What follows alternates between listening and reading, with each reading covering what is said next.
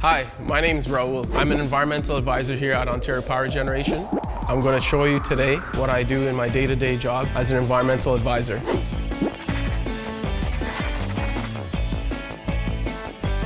Everything that we do here at the nuclear plant at some point has the potential of interacting with the environment.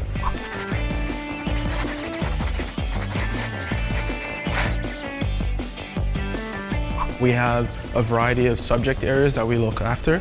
For example, groundwater contamination. This is a miniaturized version of what groundwater flow looks like. So here we have our cloud. When it rains, where does water go? It goes into the ground. It flows through the grass and through the soil. There's various layers in the ground. Some of them are more permeable. And what I mean by permeable is that easily allows water to flow through it. Some of them allow water to flow through it more than others. If there's stuff beneath the ground, for example, a leaking septic tank,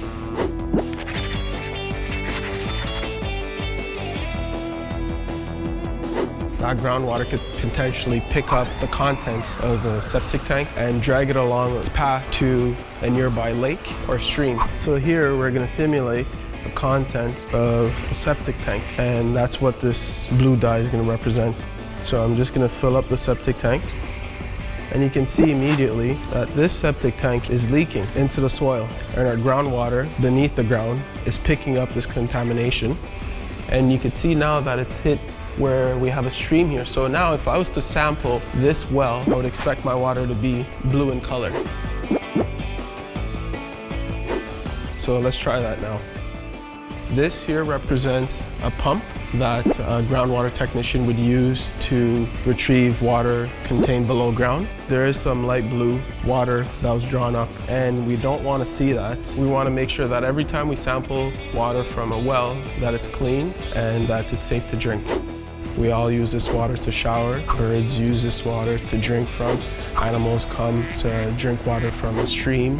We swim in these lakes. It's critical that we make sure that we do everything to prevent seepage into our groundwater.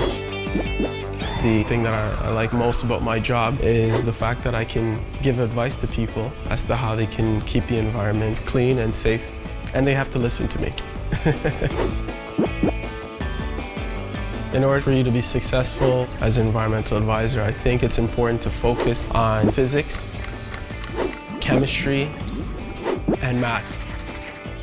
You'd have to be passionate about the environment, whether you're in elementary school, you work at a nuclear plant like I do. We all have a role to play in ensuring that the environment is kept safe and clean.